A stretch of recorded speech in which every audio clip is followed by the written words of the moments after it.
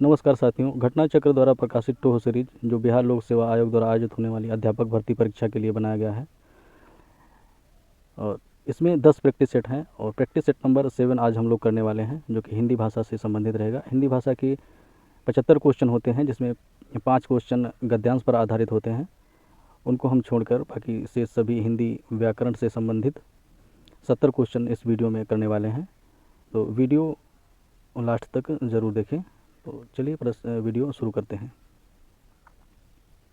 Question है, ऊ हमरा के खिलही ना देत रहे कहाँ की बोली है? तो यह बोली भोजपुरी के अंतर्गत आने वाली बोली है। इसका राइट आंसर है सी, भोजपुरी। अगला क्वेश्चन है, मगही किस उपभाषा की बोली है? तो मगही बिहारी भाषा की उपबोली है। इसका राइट आंसर है डी, बिहारी।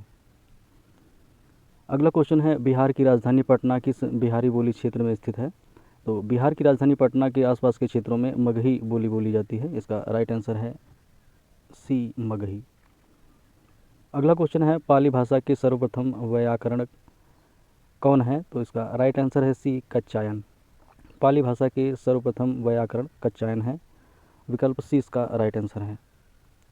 अगला क्वेश्चन है, जिन व्यंजनों के उच्चारण के स्वर तंत्रियों में गूंज पैदा ना हो उन्हें कहते हैं? तो जिन व्यंजनों के उच्चारण से स्वर तंत्रियों में गूंज पैदा नहीं होती है उन्हें हम सघोष कहते हैं। राइट आंसर है सी, सघोष। अगला क्वेश्चन है, स्वर ए अय का उच्चारण स्थान कौन सा है? तो स्वर ए और अय का उच्चारण स्थान कंठ तालव्य से होता है। राइट आंसर है सी, कंठ तालव्य। कंठ और तालु में जीभा के स्पर्श से बोले जाने के कारण इन्हें हम कंठ तालव्य कहते हैं। अगला क्वेश्चन है, सुंदर की भाववाचक संज्ञा है? तो सुंदर की भाववाचक संज्ञा सुंदरता और सौंदर्य दोनों हैं, इसलिए इसका राइट आंसर होगा डी, ए व बी दोनों। अगला क्वेश्चन है, आचार्य का पुल्लिंग शब्द होता है? तो आचार्य एक स्त्रीलिंग शब्द है और इसका पुल्लिंग शब्द आचार्य होता है। राइट आंसर है बी। अगला क्वेश्चन है, कौवा के स्त्रीलिंग के निर्धारण के लिए क्या किया जाता है? तो कौवा के स्त्रीलिंग के निर्धारण के लिए कौवा के पहले मादा लगाते हैं। विकल्प डी इसका राइट आंसर है। अगला क्वेश्चन है, संज्ञा के जिस रूप से स्त्रीत्व का बोध होता है उसमें कौन सा लिंग होता है? तो संज्ञा के जिस रूप से स्त्रीत्व का बोध होता है उसमें स्त्री लिंग का बोध होता है। राइट आंसर है बी, स्त्रीलिंग। अगला क्वेश्चन है, शिक्षक का बहुवचन होगा? तो शिक्षक का बहुवचन रूप शिक्षक गण होता है। विकल्प डी इसका राइट आंसर है। अगला क्वेश्चन है, लड़के को बुलाओ का सामान्य बहुवचन बताएं? लड़कों को बुलाओ इसका सामान्य बहुवचन होगा। राइट ऑप्शन डी इसका है। अगला क्वेश्चन है, उर्दू शब्द सौदा का बहुवचन में क्या रूप होता है? तो उर्दू शब्द सौदा का बहुवचन रूप उसमें गर लगा देने से बन जाएगा, सौदागर। इसका राइट आंसर है डी, उसके अंत में गर लगा देते हैं। अगला क्वेश्चन है, जो सर्वनाम शब्द वक्ता, श्रोता अथवा किसी अन्य व्यक्ति के लिए प्रयोग किया जाता है उसे क्या कहते हैं? तो ऐसे सर्वनाम को हम पुरुषवाचक सर्वनाम कहते हैं। राइट आंसर है बी, पुरुषवाचक सर्वनाम। अगला क्वेश्चन है, वह स्वतः ही जान जाएगा में वह सर्वनाम है? तो वह स्वतः ही जान जाएगा, इसमें वह सर्वनाम निजवाचक है। इसका राइट आंसर है बी, निजवाचक सर्वनाम। अगला क्वेश्चन है, इंद्रिय का विशेषण शब्द है? तो इंद्रिय का विशेषण शब्द ऐन्द्रिय होता है, क्योंकि विकल्प डी में दिया हुआ है। राइट आंसर है डी, ऐन्द्रिय। अगला क्वेश्चन है, यह गाय अधिक दूध देती है वाक्य में अधिक विशेषण किसकी विशेषता बता रहा है? तो इसमें अधिक विशेषण दूध की विशेषता बता रहा है। इसका राइट आंसर होगा बी, दूध की। अगला क्वेश्चन है, कृपया मेरी थोड़ी सी मदद करो। इस वाक्य में थोड़ी सी किस प्रकार का क्रिया विशेषण है? तो इसमें थोड़ी सी जो है इसमें परिमाणवाचक क्रिया विशेषण है। ऑप्शन ए इसका राइट आंसर है। अगला क्वेश्चन है, उसने नहाकर भोजन किया वाक्य में नहाकर किस क्रिया का उदाहरण है? उसने नहाकर भोजन किया वाक्य में नहाकर पूर्वकालिक क्रिया का उदाहरण है। इसका राइट आंसर होगा डी, पूर्वकालिक क्रिया। अगला क्वेश्चन है, राजा सेवक को कंबल देता है वाक्य में रेखांकित पद में कौन सा कारक है? तो ऐसे वाक्यों में संप्रदान कारक होता है। विकल्प इसका सी सही है, संप्रदान कारक। विभक्ति के आधार पर अगर हम चलेंगे तो इसका कर्म कारक होगा, जो कि गलत होगा। और एग्जामिनर इसको कर्म कारक को पहले ऑप्शन में इसीलिए रखते हैं जो कि कन्फ्यूजन हो जाए, लेकिन इसका राइट आंसर संप्रदान कारक है, सी। अगला क्वेश्चन है, मैं तुमसे टेलीफोन पर बात करूंगा। इस वाक्य में टेलीफोन पर किस कारण में प्रयुक्त पद है? तो इसमें टेलीफोन पर कर्ण कारक के रूप में प्रयुक्त होगा। इसका राइट आंसर है डी, करण कारक। टेलीफोन पर बात नहीं की जाती है, टेलीफोन से बात की जाती है, तो इसे हम वाक्य सेंटेंस करके इसका करण कारक करेंगे। अगर टेलीफोन पर बात की जाए तो इस आधार पर अगर हम इसका विकल्प चयन करेंगे तो अधिकरण कारक होगा, जो कि गलत होगा। तो हमको पहले सेंटेंस को सही करना है, उसके बाद में इसका कारक बताना है। राइट आंसर डी है, करण कारक। अगला क्वेश्चन है, सुबह में चिड़िया चहचहाने लगती हैं, वाक्य में प्रयुक्त काल पहचानिए। तो इस वाक्य में सामान्य वर्तमान काल है, ऑप्शन इसका बी राइट आंसर है। अगला क्वेश्चन है, मेरी जेब में 10 रुपये हैं, वाक्य में प्रयुक्त काल कौन सा है। तो मेरी जेब में 10 रुपये में है, पूर्ण वर्तमान काल से संबंधित है। राइट आंसर है बी, पूर्ण वर्तमान काल। अगला क्वेश्चन है, कोहली द्वारा शतक लगाया गया, इस वाक्य का कृतवाच्य में रूपांतरित वाक्य क्या होगा। तो इस वाक्य का कृतवाच्य में रूपांतरित वाक्य होगा, कोहली ने शतक लगाया, ऑप्शन बी राइट आंसर है। अगला क्वेश्चन है, वह दिन भर पढ़ता रहता है, रेखांकित पद में अव्यय का भेद बताना है। तो वह दिन भर पढ़ता है, इसमें रेखांकित पद का अव्यय होगा निपात, ऑप्शन बी इसका राइट आंसर है। अगला क्वेश्चन है, आलपिन और गमला किस विदेशी भाषा के शब्द हैं। आलपिन और गमला पुर्तगाली भाषा के शब्द हैं, विकल्प बी इसका राइट आंसर है। अगला क्वेश्चन है, निम्नलिखित शब्दों में से एक फारसी भाषा का है। उसमें कबूतर शब्द फारसी भाषा का है, राइट आंसर है ए, कबूतर। अगला क्वेश्चन है, कारतूस किस भाषा का पद है। तो कारतूस शब्द एक फ्रेंच भाषा का शब्द है, इसका राइट आंसर होगा सी। अगला क्वेश्चन है, आम का पर्याय नहीं है। तो तामरस आम का पर्यायवाची नहीं है, यह कमल का पर्यायवाची होता है, इसका राइट आंसर होगा आमरस। से सभी विकल्प आम के पर्यायवाची हैं। अगला क्वेश्चन है, कौन सा शब्द इच्छा का पर्यायवाची नहीं है। तो इच्छा का पर्यायवाची विकल्प डी में दिया हुआ है, वृत्रिहा नहीं है, ये इंद्र का पर्यायवाची होता है। से सभी इच्छा के पर्यायवाची हैं। अगला क्वेश्चन है, ईख का पर्यायवाची शब्द नहीं है, इसका राइट आंसर है बी, ईख का पर्यायवाची शाखी नहीं होता है, शाखी वृक्ष का पर्यायवाची होता है, इसका राइट आंसर है बी, शाखी। से सभी ईख के पर्यायवाची हैं। अगला क्वेश्चन है, अपव्यय का विलोम है। तो अपव्यय का विलोम होता है, अपव्यय का विलोम शब्द होगा, अपव्यय का विलोम शब्द मितव्यय होगा, जो कि विकल्प बी में दिया हुआ है, राइट आंसर है बी। अगला क्वेश्चन है, आकलन शब्द का विलोम होगा। तो आकलन शब्द का विलोम विकलन होगा, ऑप्शन इसका ए राइट आंसर है, विकलन। अगला क्वेश्चन है, उपयुक्ता का विलोम शब्द है। तो उपयुक्ता का विलोम शब्द अधिकता होता है, जो कि विकल्प बी में दिया हुआ है, राइट आंसर है बी, अधिकता, अधित्यता, अधित्य का, अधित्य का। अगला क्वेश्चन है, उक्त शब्द का विलोम शब्द है। तो उक्त शब्द का विलोम होता है अनुक्त, विकल्प ए में दिया हुआ है। बाकी विकल्प बी में दिया हुआ उपयुक्त शब्द का विलोम अनुपयुक्त होगा, और उपयुक्त का विलोम निम्नलिखित होता है। इस क्वेश्चन का राइट आंसर है ए, अनुक्त, उक्त का विलोम अनुक्त। अगला क्वेश्चन है, इनमें से कौन सा शब्द कादम्बरी का समानार्थी नहीं है। तो कादम्बरी का समानार्थी नहीं पूछा गया है, तो बी जो है, बी में दिया हुआ लक्ष्मी शब्द कादम्बरी का समानार्थी नहीं है। शेष मैना, सरस्वती और मदिरा कादम्बरी के समानार्थी शब्द हैं। अगला क्वेश्चन है, जिसका जन्म कन्या के गर्भ से हुआ हो के लिए शब्द कौन सा होगा।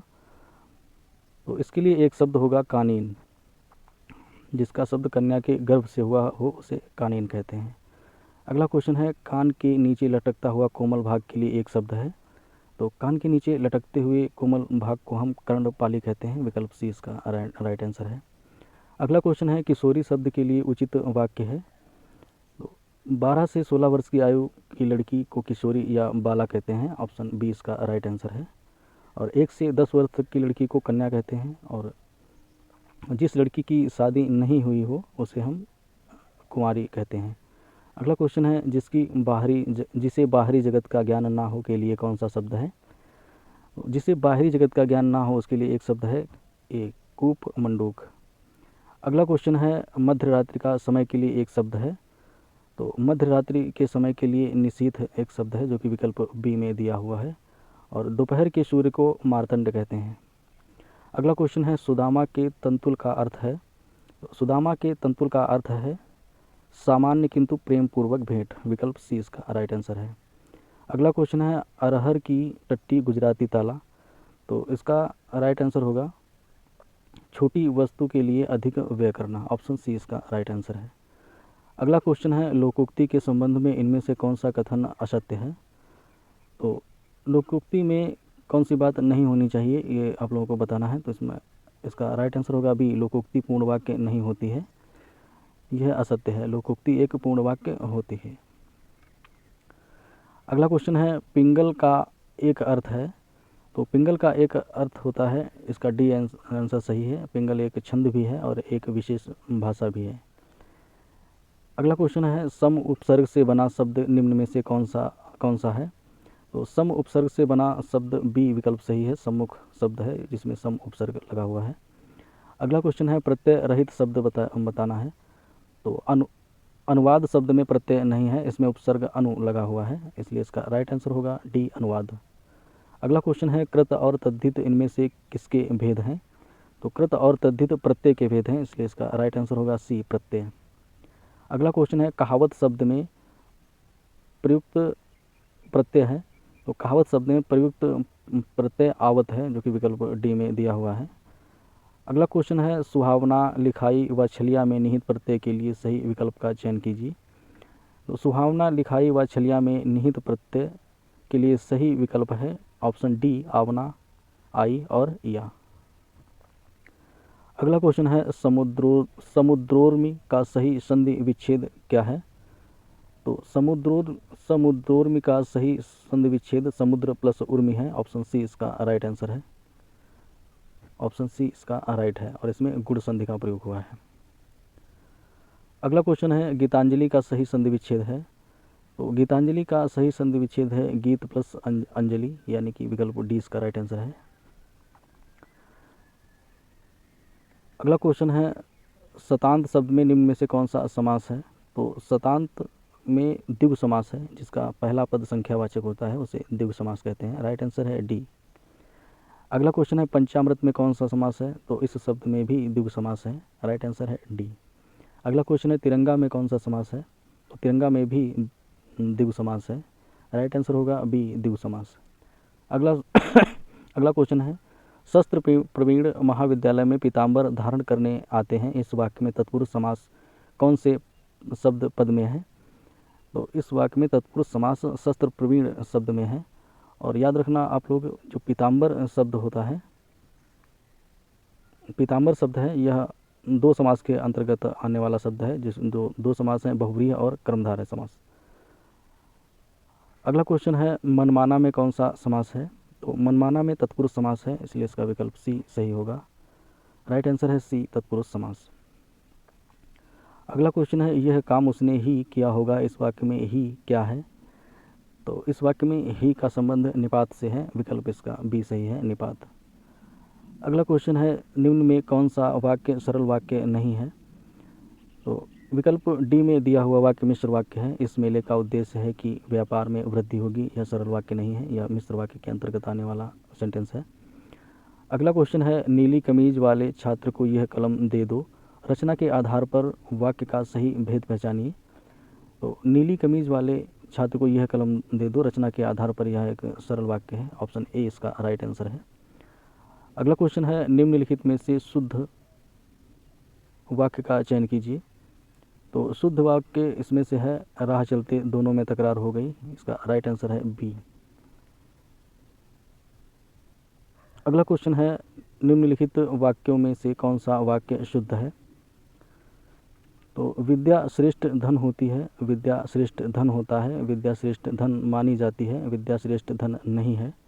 तो इस क्वेश्चन में बी विकल्प सही है, विद्या श्रेष्ठ धन होता है, राइट आंसर है बी। अगला क्वेश्चन है शुद्ध वर्तनी का चयन कीजिए।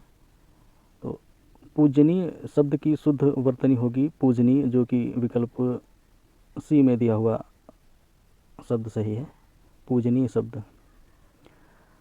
अगला क्वेश्चन है निम्न में से शुद्ध वर्तनी वाला शब्द कौन सा है। तो अंताक्षरी शब्द जो बी में लिखा हुआ है, ऑप्शन बी में लिखा हुआ अंताक्षरी शब्द सही है, बाकी के गलत है। अगला क्वेश्चन है निम्न में वर्तनी की दृष्टि से शुद्ध शब्द है। तो इसमें सी विकल्प आप लोग देख सकते हैं, अध्ययन शब्द शुद्ध लिखा है, बाकी के गलत है, इसलिए इसका राइट आंसर होगा सी, अध्ययन। अगला क्वेश्चन है इनमें से कौन सा शब्द योजक चिन्ह युक्त है। ऑप्शन डी में दिया हुआ माता पिता शब्द योजक चिन्ह युक्त है, विकल्प डी इसका राइट आंसर है। अगला क्वेश्चन है, दूरदर्शन पर प्रदर्शित दो धारावाहिक, एक सेंटेंस दिया हुआ है, इसको क्रमबद्ध तरीके से लगाना है, तो इसका बी विकल्प सही होगा।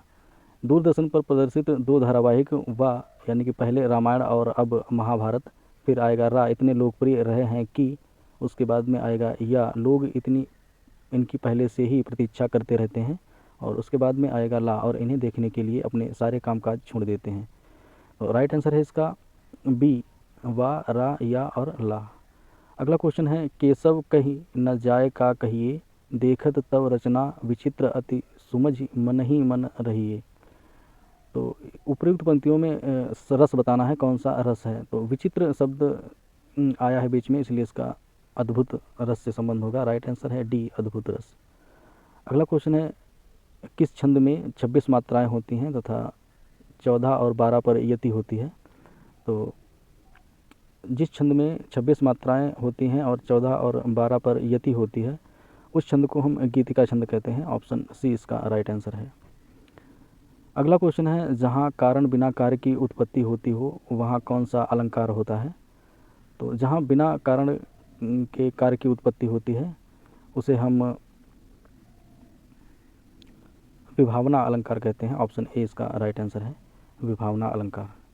और ये रही आपकी आंसर शीट, आप लोग इसमें मैच कर सकते हैं। और वीडियो अगर आप लोगों को अच्छा लगा हो तो चैनल को सब्सक्राइब कर लें और वीडियो को लाइक कर दें।